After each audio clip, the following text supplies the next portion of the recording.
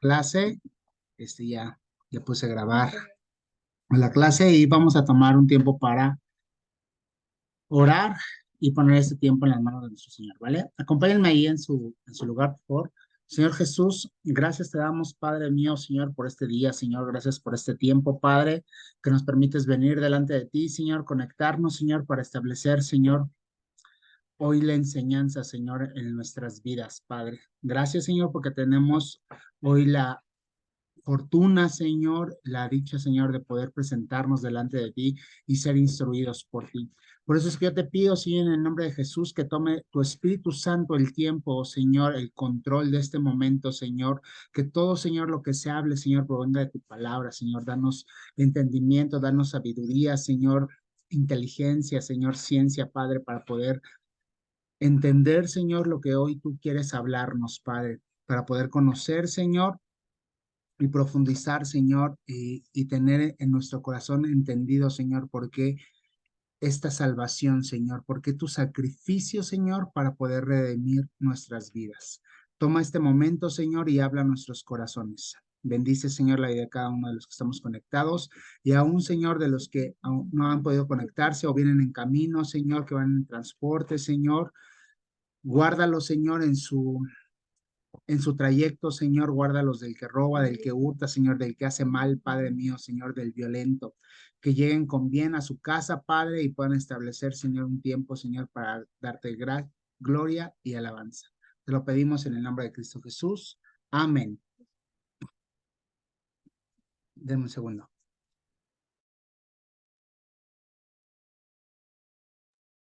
Listo, perdón. Bueno, vamos a continuar. Les voy a compartir mi pantalla para seguir con nuestro tema, ¿vale? La, la clase pasada veíamos la parte de la tentación, ¿verdad? De cómo estamos ahí expensos eh, en todo momento a ser tentados.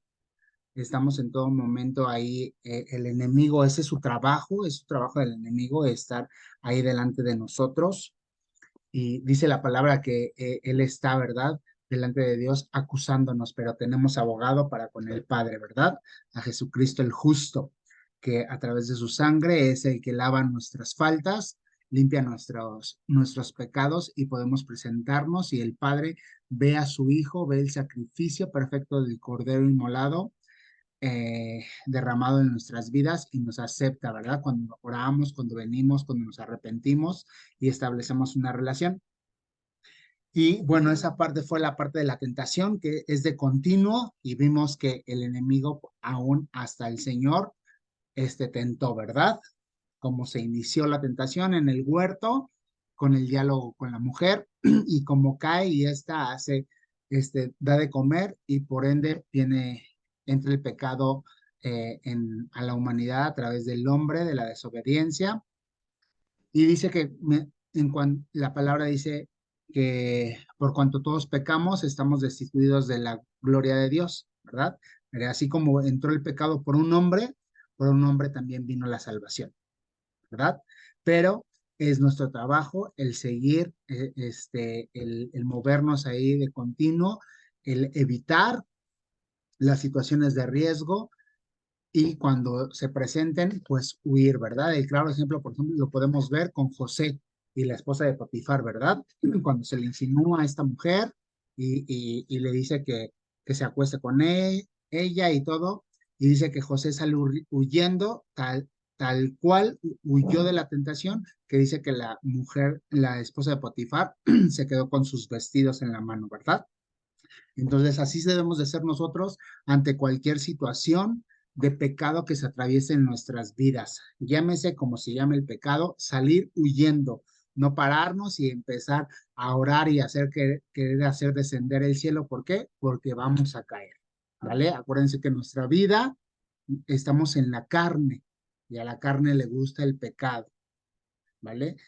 No, dice la palabra, mire que el parafraseado que debemos de cuidar a donde decimos estar fuertes, porque ahí vamos a caer, ¿no? Moisés cayó, dice que no había hombre más manso que él sobre la tierra, pero lo hizo exasperar el pueblo y en vez de hablarle a la roca como se lo había enseñado el Señor, la golpeó y entonces su consecuencia fue no entrar a la tierra prometida.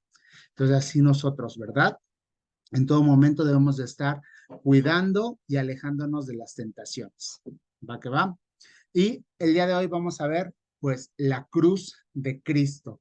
Cómo a través de esto, hoy tenemos la redención, cómo fue el instrumento por el cual viene la redención y somos redimidos, ¿verdad? Y tenemos una vez más esa oportunidad, el reconcilio con el Padre, ¿verdad? Con el Dios Altísimo y tenemos la oportunidad de poder entrar delante de su presencia. ¿Vale? Y les voy a pedir que me acompañen ahí a Gálatas 6, versículo 14.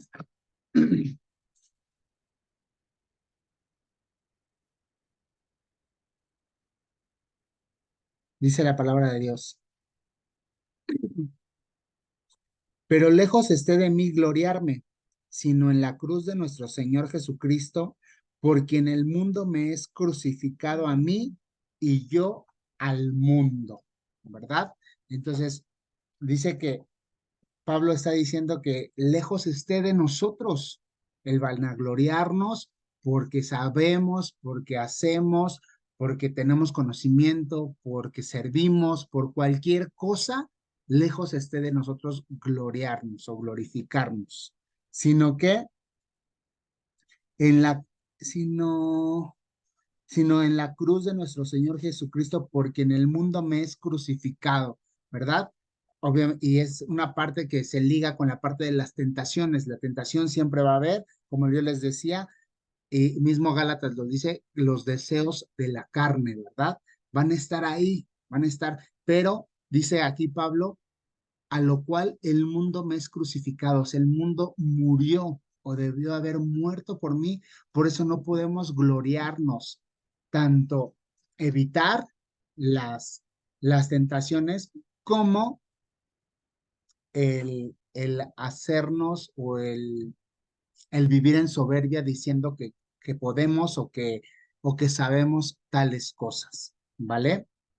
A eso se está refiriendo Pablo. Lejos esté de mí el gloriarme, el sentirme más, que la soberbia no venga. ¿Por qué? Porque al final de cuentas también es un deseo de la carne, sino que debemos de estar sujetos a la cruz de nuestro Señor Jesucristo, ¿verdad?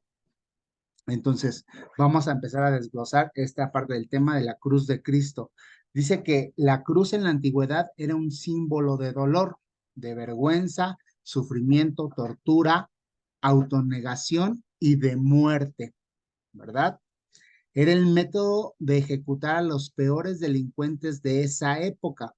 Por eso ponían a las personas o malhechores en la cruz para que sufrieran antes de morir.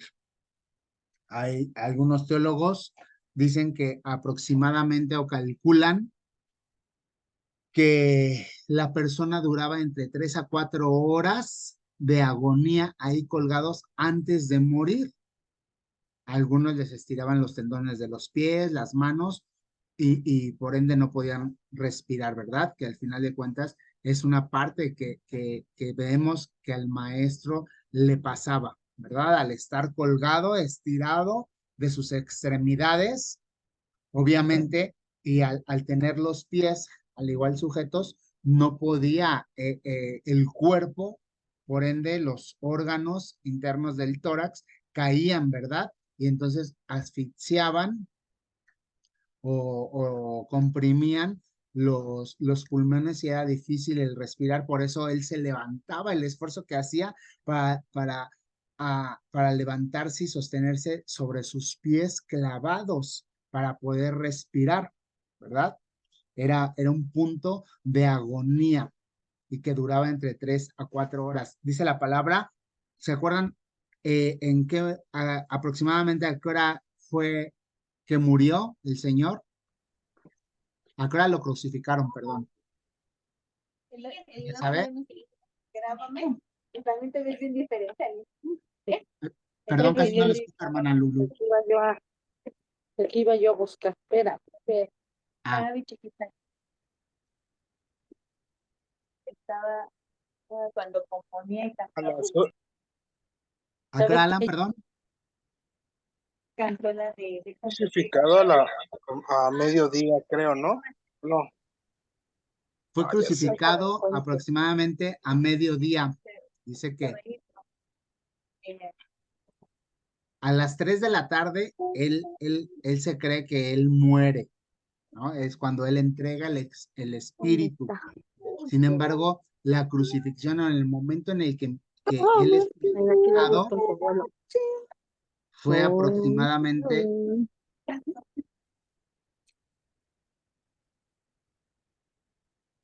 Está como que parece este señor, ¿no? Es lo que le iba a decir, como que después sí se parecen más a su papá. Y Carlos se parece más a usted. hay- Oye, alguien por hija, ahí nos ¿estás ayuda parecido a alguien del equipo? con su micro, porfa. Mm, Listo. Él aproximadamente dice que fue crucificado a mediodía, entonces, y aproximadamente murió a las 3, 4 de la tarde a la hora del sacrificio, ¿verdad? Todo se tenía que cumplir, que era la parte de la expiación en la Pascua. Entonces, él muere, entonces dura aproximadamente ese tiempo crucificado y era de un dolor, era una agonía que él tenía, ¿vale? La cruz era un espectáculo sobrecogedor porque se pretendía dar un escarmiento a los espectadores para que no cometieran tales ofensas. O sea, realmente salud, los romanos lo llevaban a ese punto de crueldad y era un escarmiento, por así decirlo, que ellos ponían o que ellos tenían para sus gobernados, para que nadie intentara sublevarse ante el imperio, ¿verdad? Dice que la cruz era un instrumento de vergüenza y para los judíos era un símbolo al igual de vergüenza, pero de maldición. Aquí, déjenme agregarle, de vergüenza y maldición. Y vamos ahí a Deuteronomio. Dice Deuteronomio 21, el 22 y el 23.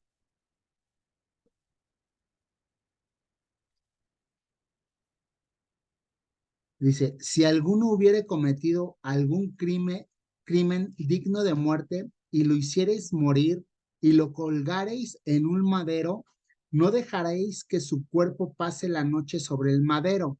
Sin falta lo enterrarás el mismo día, porque maldito por Dios es el colgado, y no contaminarás tu tierra que Jehová tu Dios te da por heredad. O sea, era una maldición, ¿verdad?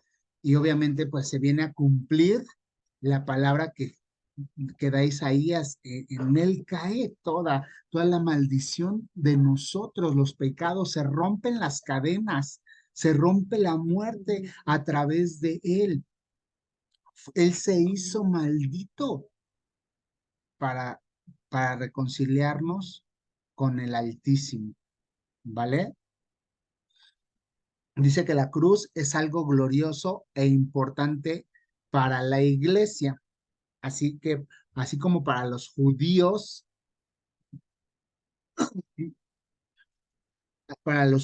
era algo maldito, hoy para nosotros como creyentes es algo, es algo importante, algo que nosotros, y no me estoy refiriendo a que debemos de adorar la cruz o tener la cruz, ¿verdad? Porque eso es imagen, es idolatría, no, sino que el, el acto de la cruz para nosotros es glorioso porque a través de ese instrumento nosotros vamos a ser glorificados, ¿verdad? A través de la vida de nuestro Señor Jesucristo. Dice que para los judíos, a pesar que ellos conocían que la cruz era algo prohibido, pidieron la cruz para Jesucristo. Ahí en Juan 19, del 14 al 15, va relatando cuando Pilatos está diciendo que no ha encontrado mal sobre de él y que lo va a soltar, y entonces empiezan a gritar, ¿verdad? Que lo crucifiquen, que lo crucifiquen, que muera. Entonces, a pesar de que ellos sabían que era algo prohibido, que era maldición, porque el Señor llevó un juicio injusto, ¿verdad? No pudieron encontrar y de hecho se contrataban, contrataban falsos testigos para acusarle. Entonces pidieron la muerte del maestro a través de la cruz. Dice, hoy a nadie se le mete a la cárcel o se le manda a matar por decir algo y menos por una verdad. Y el Padre dijo esto. Ahí en Mateo 17:5 dice, cuando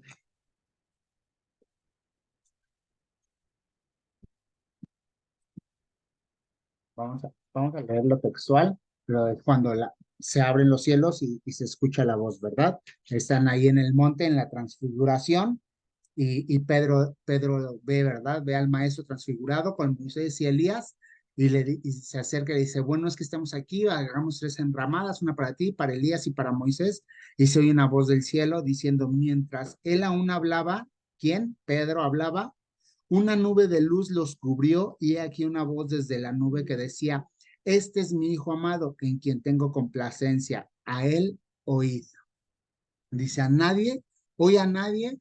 Bueno, y ya está pasando por ahí, hay algunos videos que circulan, sobre todo en Estados Unidos, que cuando ya están predicando, chicos están predicando y ya está llegando la policía a apresarlos, ¿verdad? Se va moviendo esta parte para la entrada del anticristo, en la cual se va a prohibir eso, y el que esté predicando, pues va a entrar al reino a través de su vida, pero ya no vamos a estar aquí la iglesia, ¿verdad? Hoy hay un libre en ciertos países, como en China, pues está prohibido, pero en la mayoría del país, o aquí en nuestro país por lo menos, pues tenemos esa libre expresión, ¿verdad? Esa libertad de culto y de expresión, y no pasa nada.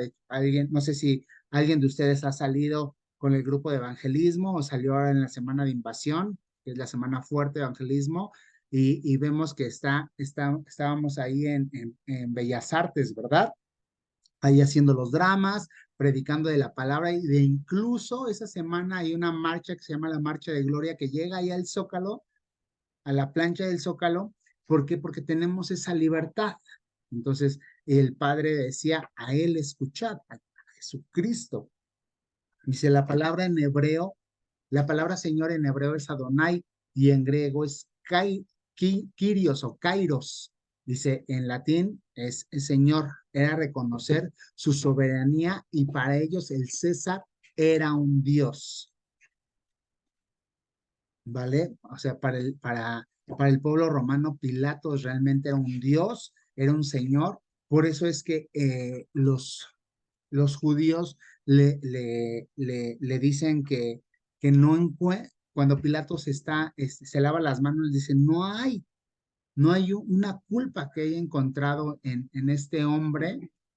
Dice, es su rey, quieren que crucifique a su rey, que lo mate a su rey. Y entonces los judíos, los sacerdotes y todo el Sanedrín empieza a decir, dice, no tenemos otro Kairos, otro señor más que César, ¿verdad?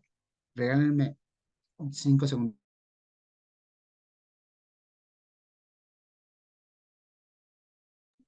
¿Verdad? Es Kairos, y por eso él se lava las manos. Ahí lo vemos en Mateo 27-24. Dice, este acto de lavarse las manos era un rito judío para entrar al templo, y se tenían que lavar las manos y los pies, y lo vemos, ¿verdad? Ahí está la parte del tabernáculo, dentro de las leyes, la parte del tabernáculo, el sacerdote tenía, en el atrio estaba el lavatorio, y todo quien entraba al templo a adorar, a la sinagoga, tenía que lavarse manos y pies. Entonces es es lo que hace Pilatos al decirse, yo me lavo, yo me limpio de lo que ustedes están haciendo porque ustedes quieren colgarlo, ¿vale? ¿Sí hasta aquí vamos bien? O me regreso un poquito o ya los perdí, ¿no? ¿Todo bien? Gracias. Bien, entonces vamos a seguir.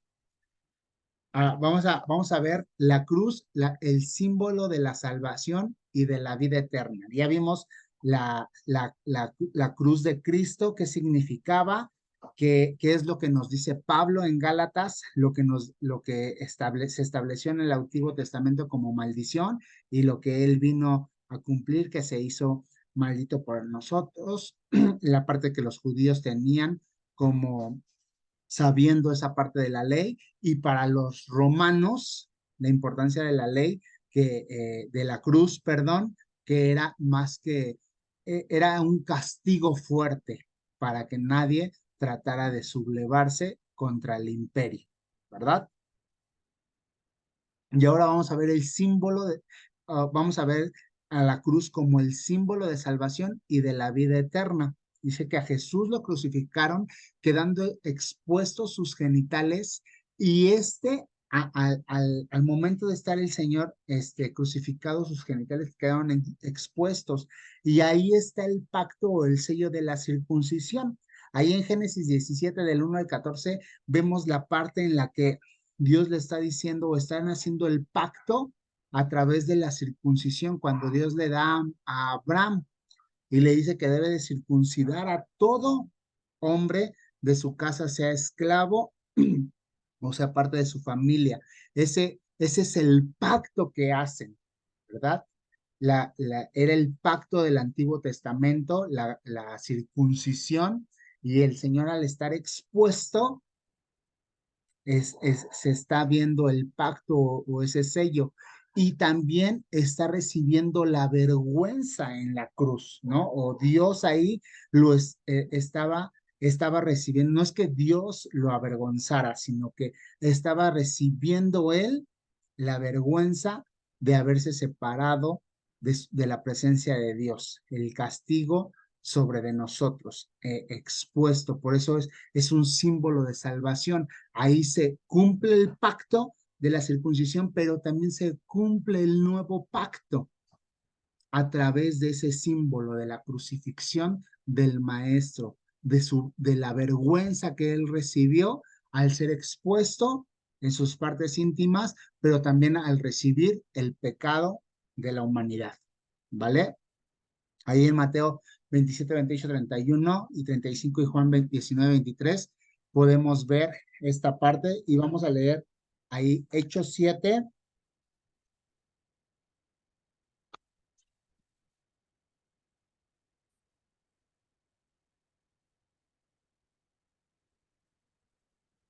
Dice la palabra 7, Hechos 7, 8 y 9. Dice, y le dio el pacto de la circuncisión, y así Abraham engendró a Isaac y lo circuncidó al octavo día, e Isaac a Jacob, y Jacob a los 12 patriarcas. Los patriarcas, movidos por envidia, vendieron a José para Egipto, pero Dios estaba con él, ¿verdad? Entonces, vemos esa parte del pacto de la circuncisión, o sea, era el pacto, ajá, sí, era el pacto, era la señal de redención que hacía o que distinguía al pueblo de Dios. Era escogido a través de esa circuncisión, ¿verdad? Del cortar la carne, ¿vale? Y entonces el maestro la recibe o cumple el pacto, pero abre un nuevo pacto hacia nosotros a través de su carne, ¿verdad? Cumpliendo la palabra, lo que dice Isaías, que molido fue por nosotros, ¿verdad? Dice que ahí, dice la palabra en estos versículos, podemos ver que el condenado, o sea, nuestro maestro, el condenado nos salva de la condenación. ¿Cuál era? ¿Qué dice la palabra? Que la paga del pecado es muerte, ¿verdad? Mas la dádiva de Dios es vida eterna en Cristo Jesús, Señor nuestro, ¿verdad? Allí mis apuntadores me están dando los versículos. Ahí por ahí van a escuchar de repente en las clases ahí a mis hijos contestando ciertas cosas, ¿vale? Y se ponen a tomar clase con todos nosotros. Entonces ahí si escuchan las vocecillas de mis niños, ahí van anotando sus palomitas, ¿vale? Entonces dice que el condenado a muerte, el que se ofreció como el sacrificio, que es el Señor, nos trajo la salvación, ¿verdad? A través de ese acto o de ese símbolo del tomar la cruz o de morir en la cruz, a través de ese sacrificio, Él nos dio salvación y vida eterna, ¿verdad? Dice, bueno, aquí Romanos 3:23 dice, la cruz es importante ya que cuando todos pecaron, estábamos destituidos de la gloria de Dios, ¿verdad? Romanos 3:23 lo dice, la paga de pecado es muerte, lo decíamos ahorita, y lo que hablábamos de Isaías, él fue herido por nuestros pecados, ¿verdad? Dice Isaías 53:5, dice más él herido fue por nuestras rebeliones, molido por nuestros pecados, el castigo de nuestra paz fue sobre él y por su llaga fuimos curados. Dice, molido por nuestros pecados. ¿Qué molieron? Su carne. ¿Y cuál era el pacto que Dios tenía con el pueblo de Israel? Era el cortar el prepucio, ¿verdad? La carne. Entonces, Él cumple esa parte del pacto de haber molido su carne por nuestros pecados, ¿vale? Digo, ahí les pongo varias citas que van denotando todo esto que vamos hablando. Y bueno, veíamos o observamos en las láminas anteriores, eh, por lo cual el instrumento por el cual obtuvimos la salvación, ¿verdad? Que es la cruz. Dice, vemos aquí las palabras del original que era la cruz o el madero, tanto en el griego como en el hebreo, que en el griego es staurus, que era un palo o una estaca puntiaguda, y en hebreo, perdón, es etz, que es el madero o árbol, ¿no? Por ejemplo, aquí esto que se relaciona con árbol y palo o estaca puntiaguda, algunos creen o algunos teólogos dicen que realmente él fue clavado en un árbol grande, ¿no? Que ahí en el Gólgota había árboles grandes, algunos con algunas formas puntiagudas, y es donde él fue clavado. Algunos teólogos dicen esa parte, sin embargo, la Biblia nos deja ver que él fue cargando, ¿verdad?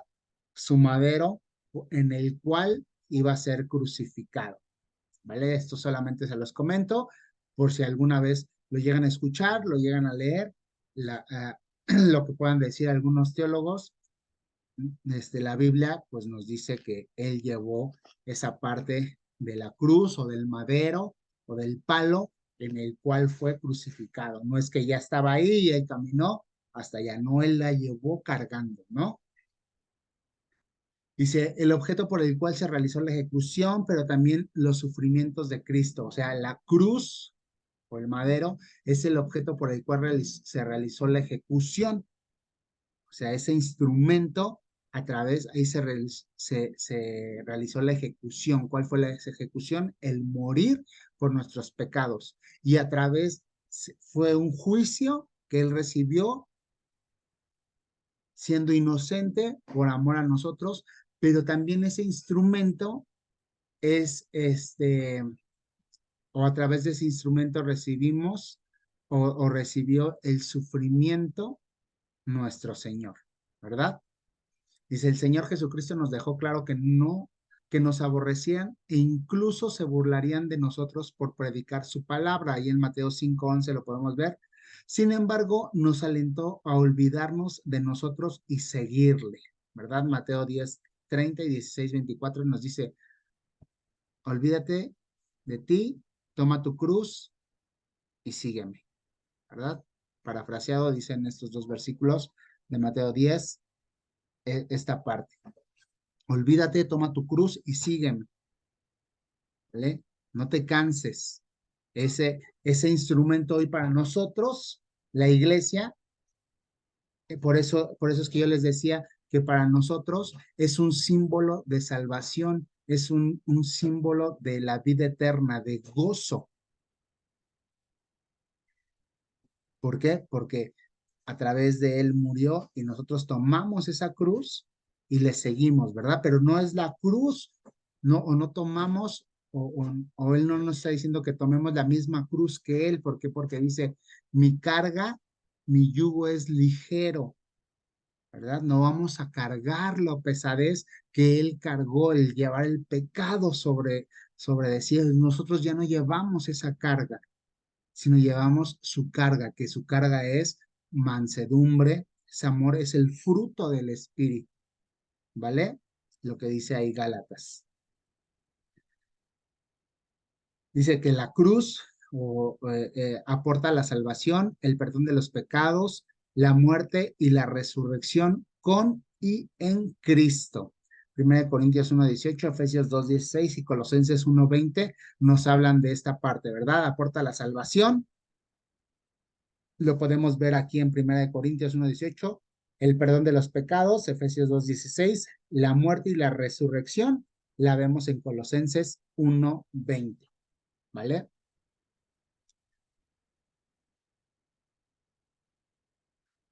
Dice que yo les decía que esta parte de, de la cruz fue un punto doloroso para él y vergonzoso, ¿verdad? Les decía, ya que fue expuesto y fue de vergüenza, ¿vale? Pero ese punto o ese rechazo que recibía por el pueblo judío en ese momento, no era tanto por lo que estaba pasando o por el dolor que recibía al ser lacerado. No fue cuando cargó el pecado, ni las enfermedades, ni las maldiciones, sino fue en el momento en el que el Padre, digo, aquí le dio la espalda, pero el punto no es que le haya dado la espalda. ¿Qué pasó? ¿Qué pasó con Adán cuando come del fruto prohibido? ¿Cuál es su consecuencia? ¿Qué les hace Dios a Adán y Eva? Los destierra. Los destierra del Edén. Los saca de Edén, ¿verdad? Los aparta de su presencia, porque ya no podían estar. Dice la palabra que Dios se paseaba a la luz del día en el huerto para estar con ellos. Pero cuando ellos pecaron y no se arrepintieron, ese fue el punto, porque Adán no se arrepintió, sino ¿qué hizo? Culpó a su esposa, ¿verdad? Pero lejos de culpar a su esposa, culpó a Dios, porque le dijo, la mujer que tú me diste, ella me dio. Dice, o sea, si tú sabes cómo es, ¿para qué la invitas? ¿No? Prácticamente le decía, si ya sabes cómo es, pues ¿para qué la invitas? O sea, culpó a Dios. Dice, si tú siendo Dios sabías que iba a hacer esto, ¿para qué me la trajiste? Tú tienes la culpa. O sea, eso le estaba diciendo realmente a Adán, a Dios. Dice, la mujer que tú me diste, ella me dio de comer. Y empieza el juicio, ¿verdad? Y entonces a la mujer le dice, los dolores en el parto serán multiplicados, a la serpiente la juzga, le dice, te arrastrarás, y tu simiente estará contra la simiente, y la simiente de la mujer te aplastará la cabeza y tú la vas a herir en el calcañar, y es la parte en la que se cumple. Ese es el primer versículo que nos habla de la salvación, Génesis 3:15, que nos deja ver la promesa de salvación. Dice, la simiente de la mujer. ¿Qué es simiente? ¿Alguien sabe qué significa simiente? Descendencia. Descendencia. Y viene del semen, ¿verdad? Y qué raro, porque le dice Dios a la mujer, de tu simiente, pero la mujer no tiene simiente. ¿Cómo iba a ser que a través de la simiente de la mujer, si la mujer no tiene el semen? Y lo vemos cuando se cumple la palabra en Lucas, ¿verdad? Que Gabriel le dice, el ángel Gabriel le dice a María, el Espíritu de Dios se pondrá sobre de ti y quedarás preñada. Esa es la simiente. De hecho, científicamente, al analizar la sangre de Cristo, han encontrado que solamente tiene 23 cromosomas, ¿verdad? La parte de la mujer, los 23.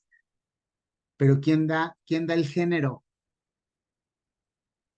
¿Sí saben? En la concepción, ¿quién da el género? El hombre. El varón, ¿verdad? Porque tiene XY. Si el cromosoma del varón cuando fecunda al óvulo es X, pues por eso es niño. Si es Y, pues es niño. Pero en la sangre, los científicos que han encontrado ahí y han encontrado sangre, han encontrado que solamente tiene 23 de X, la mujer. Por eso es la simiente de ella. Tuvo que concebir así de esa forma, porque si concebía de Adán o de José en ese momento, iba a venir con pecado y el cordero tenía que ser sin mancha. Por eso es que Dios se hizo hombre a través de la persona de Cristo, ¿vale? Entonces, aquí yo les decía que el verdadero rechazo o el rechazo más duro y más doloroso que nuestro maestro recibió no fue el cargar los pecados o las enfermedades o las maldiciones, sino fue cuando se separó del Padre. Por eso es que le dice Señor, aquí en Mateo 27:46, si mal no recuerdo, es cuando le dice, Elí, Elí, lama sabactani, que es, Señor, Señor, ¿por qué me has abandonado? ¿Y qué decían los sacerdotes? ¿A quién llama? A Elías, ¿verdad? Pero le está diciendo, Señor, ¿por qué me has abandonado? Y dice que después de eso entregó el Espíritu. Nadie lo mató, él la dio porque él tenía el poder para volverlo a tomar, ¿verdad? Por eso es que resucitó y está sentado a la diestra y va a venir por nosotros. Amén. Entonces, ese es el punto, ese fue el rechazo más duro que el maestro recibió cuando el padre se separó de él. ¿Y por qué se separó? Porque tenía pecado el maestro, ¿verdad?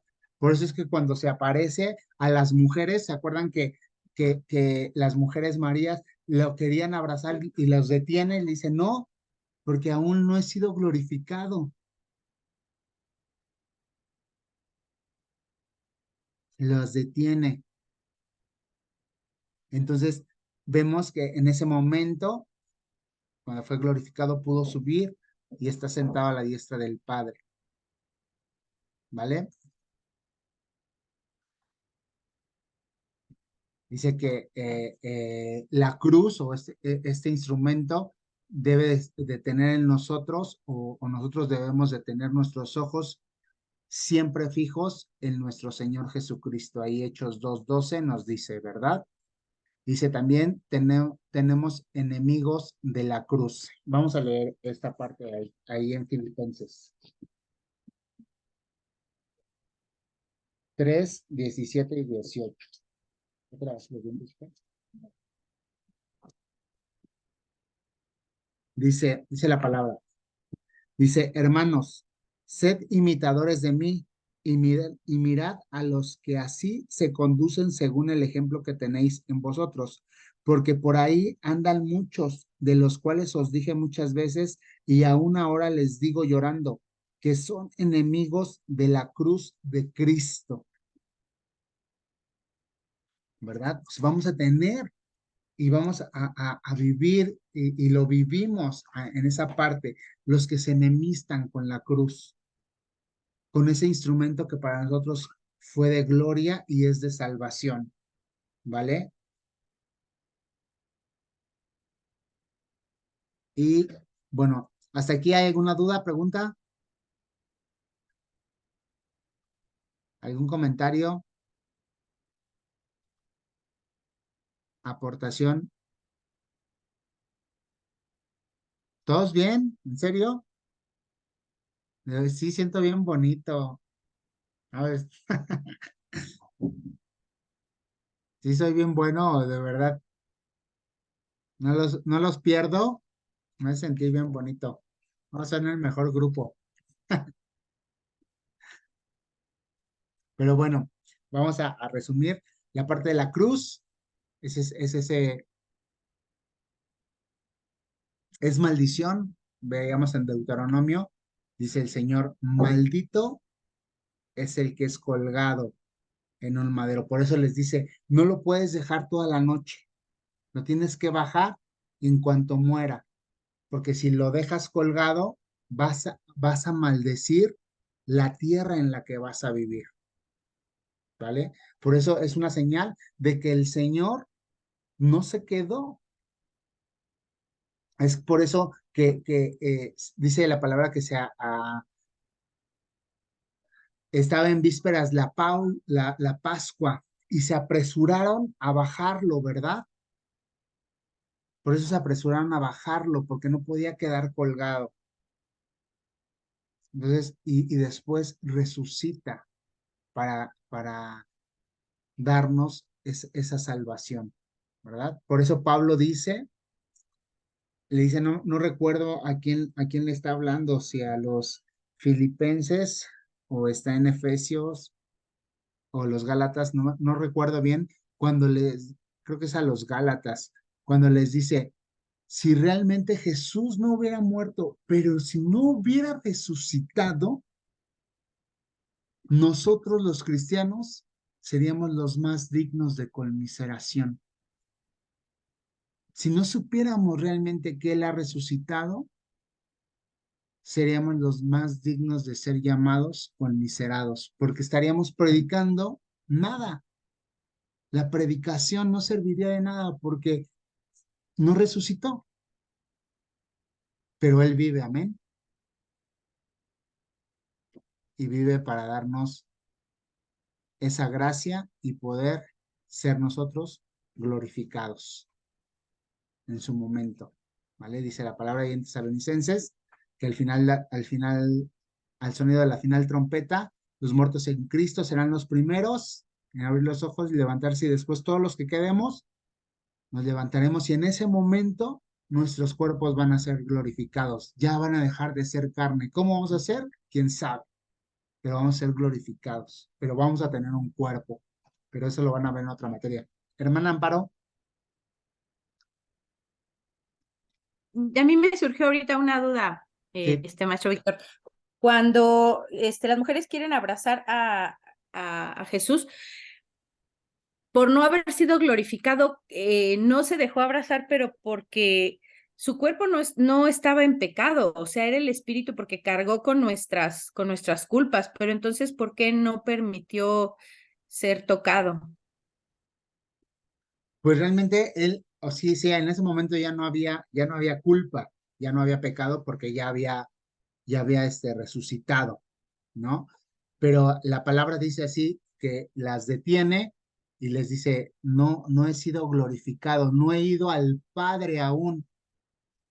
Entonces, nos deja ver que no podía ser él tocado porque aún no había regresado al Padre. La verdad es que no tengo, pero lo estudio y se lo paso a la siguiente clase, o si alguien sabe esa parte que nos pueda ayudar, y si no, la siguiente clase lo tengo para comentarlo, ¿vale? También de alguna forma, ajá, perdón. Ajá, sí, sí. También de alguna forma sucede con los que se vuelven a Cristo, los que se convierten a Cristo, que cuando aún no han sido, bueno, cuando aún no han pedido perdón a Dios ni han hecho su confesión de fe, ¿podría existir algo similar, como que todavía están en pecado? Me surgió esa duda en este momento. Bueno, ellos sí están en pecado, ¿no? Sin embargo, pues el maestro no estaba en pecado. Ellos sí están en pecado porque aún no han reconocido a Cristo, ¿no? Dice la palabra que pues al recibirlo, al Señor, pues Él quita nuestros pecados, ¿no? ¿Por qué? Porque hacemos esa confesión. Nos arrepentimos de nuestros pecados, le pedimos perdón, le pedimos que su sangre nos limpie, aceptamos su sacrificio en la cruz y lo recibimos como nuestro Dios, Señor y Salvador, y en ese momento pues tenemos, la gracia viene sobre de nosotros. Obviamente pues los que no lo han recibido pues aún viven en pecado porque no se han arrepentido y Dios no los puede perdonar, ¿no? Si no confiesas. Es como por ejemplo las personas que se suicidan. Lamentablemente todas esas personas pues no van a estar en una eternidad. ¿Por qué? Porque ya no tuvieron la oportunidad de arrepentirse, ¿no? Es, por ejemplo, un ejemplo ahorita, X persona tiene ese pensamiento y le dice, Señor, perdóname. Y el Señor dice, ¿por qué? Porque me voy a suicidar. Bueno, pero todavía no lo haces, no tengo que perdonarte. O sea, a lo mejor lo pensaste, pero no has ejecutado el acto. Entonces, cuando lo haces y te puedes estar ahogando y puedes estar pidiendo perdón, pero no has muerto, ¿no? Entonces, no hay que perdonar. Dice la palabra que Él da la vida y Él la quita, ¿no? Por eso no hay, no puede haber, o bueno, quién sabe, su soberanía lo determina, ¿no? Pero lo que nos deja ver es que no hay para ellos esa gracia. Hermano Daniel, Gracias, maestro. sí, Oiga, una duda. Hace ratito nos estaba comentando de la sangre de Cristo. ajá, Bueno, de los 23 cromosomas, que bueno, pues está nada más contando con la parte de la mujer. Pero, ¿de dónde saca esta historia, maestro? Digo, para o- saber. ok, eh, ahí ha habido algunos científicos, no tengo el nombre a la mano, pero ha habido un arqueólogo que lo que tengo es que sí es gringo, ¿no? Lo invitaron a, ahí a Jerusalén porque encontraron ciertos vestigios y encontraron rasgos de una sangre coagulada y hacen una prueba, ¿no? Y entonces en esa prueba ellos empiezan a determinar que en esa sangre aún hay vida. O sea, no especifican cuánto tiempo tiene, pero dicen que aún hay vida, ¿no? Y cuando empiezan a analizarla, encuentran esta parte de los 23 cromosomas. Al igual les busco el dato y se los paso. Gracias, maestro. Sí. ¿Alguien más?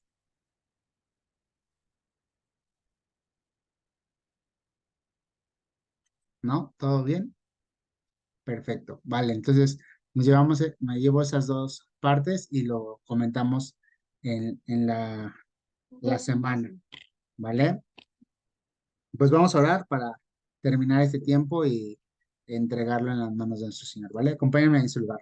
Señor Jesús, gracias te damos, Padre, porque tú has hablado, Señor, a nuestra vida, Señor. Gracias porque tú eres bueno, porque tú has, Señor, traído la enseñanza, Padre mío, Señor. Tú has puesto, Señor, en nosotros, Señor,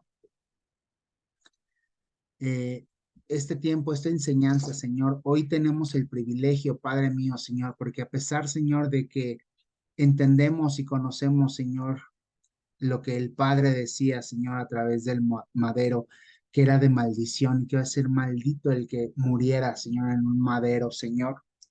Hoy para nosotros, Señor, es un símbolo, Señor, de salvación, Señor, de gozo, Señor, porque sabemos que a través de él, Señor, tú nos diste la redención, Padre. Hoy, Señor, nuestra predicación y nuestro deleite, Señor, está, Señor, el saber que tú moriste en la cruz por perdón de nuestras faltas. Y gracias te damos, Señor, porque a través de ese sacrificio, Señor, hoy tenemos la oportunidad, Señor, de ser reconciliados con el Padre y de poder, Señor, tener esa gracia, Señor, en nosotros y una vida eterna, Señor, a tu lado. Gracias te doy por la vida de cada uno de mis hermanos, Señor. Yo te pido que tú les bendigas, que tú les guardes, Señor. Que todo lo que hoy se habló, Padre, y que provenga de ti, Señor, haga rema en nuestras vidas, en nuestros corazones, Padre. Y todo aquello, Señor, que haya salido de mis labios, Padre, quítalo, Señor, de sus oídos, de su mente, Señor. No permitas que se quede, Señor, porque no hay importancia, Señor, en las palabras de un hombre. Pero todo lo que salió y provino de ti, Señor, de tu Santo Espíritu, ponlo, Señor, y haz rema en nosotros y permite, Señor, que lo podamos vivir y poner en práctica.